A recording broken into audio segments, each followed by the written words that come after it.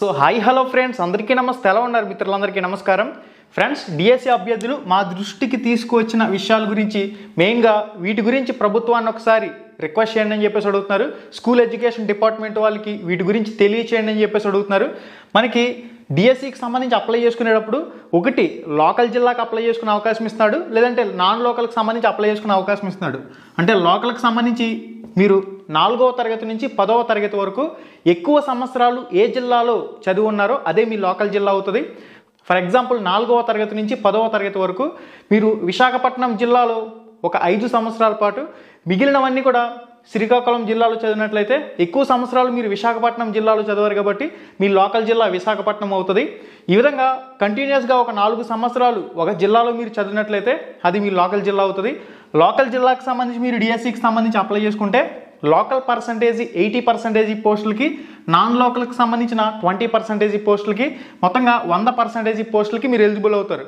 అలా కాకుండా మీరు మీ లోకల్ జిల్లాకు కాకుండా పక్క జిల్లాకు సంబంధించి అప్లై చేసుకున్నట్లయితే నాన్ లోకల్కి సంబంధించి కేవలం 20% పోస్టులకు మాత్రమే, 20% పోస్టులకు మాత్రమే మీకు అవకాశం అయితే ఉంటుంది. దీని గురించి 13 జిల్లాలకు సంబంధించిన రిజర్వేషన్ రాష్ట్ర వైజ్ ఇచ్చిన పీడిఎఫ్, ఆ 13 పీడిఎఫ్లకు సంబంధించి రామ్ రమేష్ ప్రొడక్షన్స్ టెలిగ్రామ్ గ్రూప్లో కూడా పోస్ట్ చేశాను. రాష్ట్ర వైజ్ పీడిఎఫ్లో మీరు చెక్ చేయొచ్చు. 80%, 20% పోస్టుల వివరాలు అయితే ఉంటాయి. ఇక్కడ మెయిన్గా అభ్యర్థులు అడుగుతుంది ఏంటంటే, మనకి ఏపీపీఎస్సీ ఆంధ్రప్రదేశ్ పబ్లిక్ సర్వీస్ కమిషన్కి సంబంధించి కానివ్వండి, ఏపీ పోలీస్ రిక్రూట్మెంట్కి సంబంధించి కానివ్వండి, ఏపీ హైకోర్టు ఎగ్జామ్స్కి సంబంధించి కానివ్వండి, అప్లై చేసేటప్పుడు ఇక్కడ లోకల్ పోస్టులకి అవకాశం ఉంటుంది, అదేవిధంగా నాన్ లోకల్కి సంబంధించి పోస్టులకు కూడా అవకాశం ఉంటుంది. మరి డిఎస్సిలో కేవలం లోకల్ లేదా నాన్ లోకల్ ఏదో ఒకటి మాత్రమే అప్లై చేసుకునే అవకాశం ఇచ్చాడేమిటి? ఇక్కడ మనకి ఏపీపీఎస్సీకి సంబంధించి, పోలీస్కి సంబంధించి, హైకోర్టుకి సంబంధించి లోకల్ పోస్టులకు సంబంధించి కూడా అవకాశం ఇచ్చిన తర్వాత మిగిలిన 12 జిల్లాలకు సంబంధించి లోకల్ జిల్లాకు సంబంధించి పోస్టులకు అవకాశం ఇస్తూనే మిగిలిన 12 జిల్లాలకు సంబంధించి, మనకి మొత్తం 13 జిల్లాలు కదా, మిగిలిన 12 జిల్లాలకు సంబంధించి కూడా నాన్ లోకల్ 20% పోస్టులు ఏవైతే ఉంటాయో ఆ నాన్ లోకల్కి సంబంధించిన పోస్టుల్లో కూడా ఎవరైతే వీళ్ళకి వచ్చిన మార్కుల ప్రకారం అవకాశం ఉంటే ముందు లోకల్లో చూసి అప్పుడు మిగిలిన 12 జిల్లాల్లో నాన్ లోకల్లో కూడా చూసి పోస్ట్ అయితే ఇచ్చేవారు కదా. మరి ఇప్పుడు కేవలం లోకల్కి మాత్రమే పరిమితం చేయడం, లేదా నాన్ లోకల్కి మాత్రమే పరిమితం చేయడం, ఈ లొసుగు ఏమిటి? దీని గురించి ఒకసారి ప్రశ్నించండి అని చెప్పేసి చాలా ఎక్కువ మంది దీనికి సంబంధించి కూడా ఈ అంశాన్ని మా ముందుకు తీసుకురావడం జరుగుతుంది. ప్రభుత్వ అధికారులు ఏపీపీఎస్సీకి సంబంధించి, పోలీస్ రిక్రూట్మెంట్కి సంబంధించి, దాంతోపాటుగా హైకోర్టు పరీక్షలకు సంబంధించి లోకల్లో ఉన్న పోస్టులకి అవకాశం ఇచ్చి, అదేవిధంగా నాన్ లోకల్కి సంబంధించి మొత్తం 12 జిల్లాలకు సంబంధించి కూడా నాన్ లోకల్లో అభ్యర్థికి వచ్చిన మెరిట్ మార్కుల ప్రకారం ముందు లోకల్ చూస్తారు, తర్వాత నాన్ లోకల్ 12 జిల్లాలు కూడా చూడడం జరుగుతుంది. మరి అదే విధానం డిఎస్సిలో ఎందుకు అమలు చేయటం లేదు? దీనివల్ల చాలా ఇబ్బంది ఎదురయ్యే అవకాశం ఉంటుంది కదా. దీని గురించి కూడా పాఠశాల విద్యాశాఖ అధికారులను, ఆంధ్రప్రదేశ్ రాష్ట్ర విద్యాశాఖ మంత్రిని వాళ్ళకి అవగాహన కలిగించండి అంటూ కూడా చాలామంది ఈ అంశాన్ని మా ముందుకు తీసుకురావడం జరిగింది. మనకి డిఎస్సికి సంబంధించి ఇప్పటి వరకు తీసుకుంటున్న అప్లికేషన్ల ప్రకారం మీరు అప్లై చేస్తే లోకల్కి అప్లై చేసుకోవాలి. లోకల్కి అప్లై చేసుకుంటే 100% పోస్టులకి మీరు ఎలిజిబుల్ అవుతారు. ఒకవేళ మీరు నాన్ లోకల్కి సంబంధించి కానీ పెట్టుకున్నారంటే మీకు సంబంధించి 20% పోస్టులకు మాత్రం అవకాశం అయితే ఉంటుంది. ఈ విషయంపై ప్రభుత్వ అధికారులు క్లారిటీ ఇవ్వాలి. మిగిలిన బోర్డుల్లో విధానం ఏ విధంగా ఉంది, ఇప్పుడు డిఎస్సికి సంబంధించి ఈ విధానాన్ని ఎందుకు ప్రవేశపెట్టారని చెప్పేసి అడుగుతూ ఉన్నారు. దీన్ని క్లారిఫై చేయవలసిన అవసరం అయితే ఉంది. ఒకే జిల్లా ఒకే పేపర్ 13 జిల్లాల అభ్యర్థులకు సంబంధించి ఒక్కొక్క రోజు ఒక్కో జిల్లాకు సంబంధించి పరీక్షలు నిర్వహించాలని చెప్పేసి కోరుతున్నారు. అంటే ఒక జిల్లాకు సంబంధించి పరీక్షలు ఒకే రోజు పెట్టే క్యాపబిలిటీ లేకపోతే ఒక 3 జిల్లాలు పక్క జిల్లాలని తీసుకుని ఒకే జిల్లా ఒకే పేపర్ పరీక్షని ఆన్లైన్ పరీక్షలు కండక్ట్ చేసినా సరే ఒకే జిల్లా ఒకే పేపర్ నిర్వహించాలని చెప్పేసి అభ్యర్థులందరూ కూడా కోరుతున్నారు.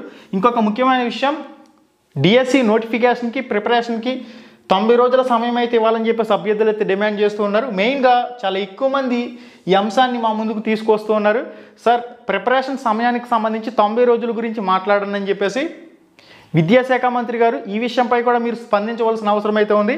నోటిఫికేషన్కి పరీక్షలకి మధ్య డిఎస్సి అభ్యర్థులు 90 రోజుల ప్రిపరేషన్ సమయాన్ని అయితే అడుగుతున్నారు.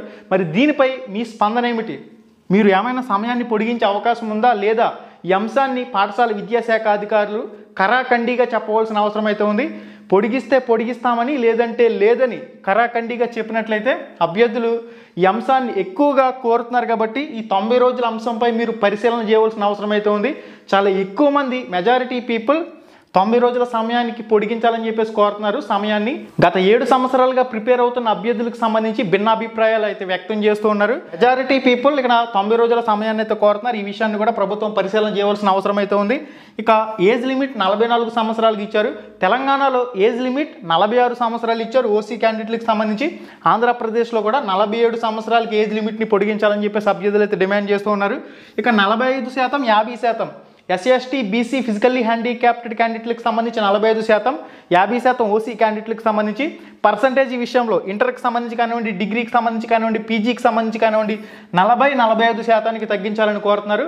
గత 2024 డిఎస్సికి సంబంధించి ఏ విధంగా 40% అవకాశం ఇచ్చారో అదేవిధంగా ఇప్పుడు కూడా అవకాశం ఇవ్వాలని అభ్యర్థులైతే మీ ప్రకటన కోసం ఎదురు చూస్తున్నారు.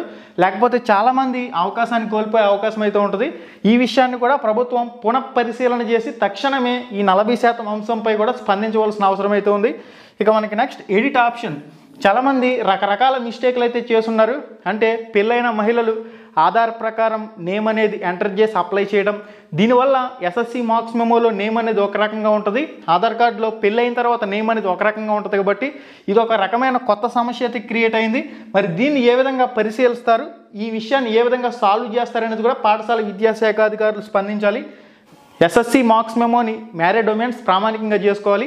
అయితే చాలామంది అప్లై చేసేటప్పుడు ఆన్లైన్ అప్లికేషన్ దగ్గర యాజ్ పర్ ఆధార్ అని చెప్పేసి నేమ్ అడగడంతో చాలామంది ఆధార్ ప్రకారం కూడా నేమ్ అయితే ఇచ్చున్నారు.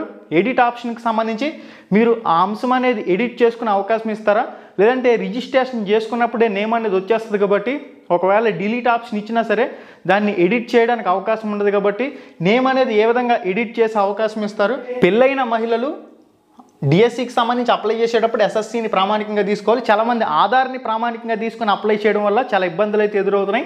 ఎస్ఎస్సిలో నేమ్ ఒక రకంగా ఉంటుంది, సర్నేమ్ అనేది, ఇక్కడ ఆధార్లో సర్నేమ్ అనేది ఒకలా ఉంటుంది.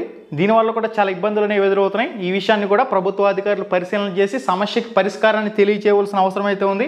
ఇంకొక ముఖ్యమైన విషయం ఏంటంటే, మీరు పెళ్ళైన తర్వాత మహిళలు ఎవరైతే ఉన్నారో మీ క్యాస్ట్ అనేది చేంజ్ కాకుండా ఉంటే మీ హస్బెండ్ నేమ్తో ఉన్నా పర్లేదు. కానీ ఒకవేళ ఇంటర్ క్యాస్ట్ మ్యారేజ్లు జరిగాయంటే మీరు ఎస్ఎస్సి చదువుతున్నప్పుడు ఎస్సీ క్యాండిడేట్ అయ్యండి, పెళ్ళైన తర్వాత ఓసీ క్యాండిడేట్ని పెళ్లి చేసుకున్నారంటే అప్పుడు మీకు ఇంటర్ క్యాస్ట్ మ్యారేజ్ అవుతుంది. కాబట్టి ఈ ఎస్ఎస్సి మార్క్స్ మెమోలో ఉన్న క్యాస్ట్ అనుగుణంగా మీ తండ్రి పేరుతో ఉన్న క్యాస్ట్ సర్టిఫికేట్ని మీరు తీసుకోవాలి.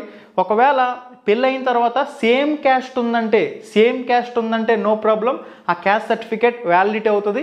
ఈ డౌట్ను కూడా చాలామంది అడుగుతూ ఉన్నారు. ఈ విధంగా రకరకాల డౌట్ ఒకటని కాదు, సాంకేతికంగా కూడా వెబ్సైట్లో చాలా లోపాలు ఉన్నాయని చెప్పేసి అభ్యర్థులు అయితే వాపోతున్నారు. ఇక పర్సంటేజ్ విషయంలో 40% ఇస్తే అసలు అప్లికేషన్ ముందుకే వెళ్ళడం లేదని అభ్యర్థులు గగ్గోలు పెడుతున్నారు.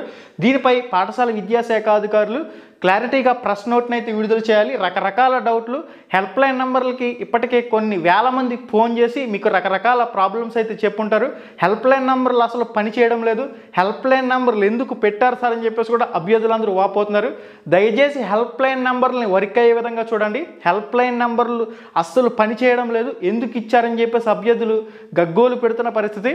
హెల్ప్ లైన్ నెంబర్లను కూడా మీరు సక్రమంగా నడిపించవలసిన అవసరం అయితే ఉంది. అభ్యర్థులకు వచ్చి అన్ని రకాల సందేహాలను కూడా నివృత్తి చేయవలసిన అవసరం అయితే ఉంది. ఎవరైతే డిఎడ్ అదేవిధంగా బిఎడ్ కోర్సులు 2 కోర్సులు సెపరేట్గా చేసుకుంటారో వాళ్ళు డిఎస్సికి సంబంధించి అప్లై చేసేటప్పుడు సార్ నేను ఫస్ట్ ఎస్జిటికి సంబంధించి అప్లై చేసేసాను, ఇప్పుడు స్కూల్ అసిస్టెంట్కి సంబంధించి అప్లై చేస్తుంటే యువర్ ఆధార్ ఆల్రెడీ రిజిస్టర్డ్ అంటుంది, ఇప్పుడు ఏం చేయాలి, నేను కొత్తగా అప్లై చేయడానికి అవకాశం లేదు, ఖచ్చితంగా ఎడిట్ ఆప్షన్ రావాలి. డిలీట్ ఆప్షన్ వచ్చినట్లయితే ఆ ఎడిట్ ఆప్షన్ దగ్గర డిలీట్ అని చెప్పేసి ఇస్తాడు. అప్లికేషన్ అనేది డిలీట్ చేసుకుని మళ్ళీ నేను కొత్తగా అప్లై చేయవలసి ఉంటుంది. దాని గురించి కూడా పాఠశాల విద్యాశాఖ అధికారులు స్పందించవలసిన అవసరం అయితే ఉంది. మెయిన్గా అభ్యర్థులందరూ కూడా ఎడిట్ ఆప్షన్ అయితే అడుగుతున్నారు. ఈ ఎడిట్ ఆప్షన్కి సంబంధించి కూడా క్లారిటీ ఇవ్వాలి. రిజిస్ట్రేషన్ చేసుకునేటప్పుడే నేమ్ అనేది ఆధార్ ప్రకారం చేసుకున్న వాళ్ళకి సొల్యూషన్ ఏమిటి అనేది కూడా మీరు క్లారిటీగా ఇవ్వాల్సిన అవసరం అయితే ఉంది. పెళ్ళైన మహిళలు ఎస్ఎస్సిని ప్రామాణికంగా చేసుకోవాలి కాబట్టి ఆధార్తో చాలామంది రిజిస్ట్రేషన్ అయితే చేశారు, వాళ్ళకి ఏ రకమైన సొల్యూషన్ అనేది ప్రొవైడ్ చేస్తారని కూడా చాలామంది అడుగుతూ ఉన్నారు. ఇది గైస్ ఓవరాల్గా మీకున్న మ్యాక్సిమం డౌట్స్ అన్నీ కూడా అప్లై ఆన్లైన్ అప్లికేషన్ వీడియో చూస్తే చాలా వరకు క్లారిఫై అవుతాయి. గత రీసెంట్గా 2-3 రోజుల్లో పెట్టిన న్యూస్ వీడియోస్ అన్నీ కూడా మీరు చూస్తే మ్యాక్సిమం మీకు అన్ని డౌట్స్ కూడా క్లారిఫై అయ్యే అవకాశం అయితే ఉంటుంది. ఇవి మెయిన్గా డిఎస్సి అభ్యర్థులు కోరుతున్న డిమాండ్స్. ప్రభుత్వం ఈ అన్ని అంశాలను కూడా పరిగణలోకి తీసుకోవాల్సిన అవసరం అయితే ఉంది. వీటన్నింటికీ కూడా ప్రభుత్వ అధికారులు, విద్యాశాఖ అధికారులు, పాఠశాల విద్యాశాఖ పెద్దలు సమాధానం ఇవ్వాలని చెప్పేసి లక్షలాది మంది డిఎస్సి అభ్యర్థులు అయితే ఎదురు చూస్తున్నారు. ఓకే గైస్, మళ్ళీ వీడియోలో మళ్ళీ కలుసుకుందాం. శుభం, ధన్యవాదాలు.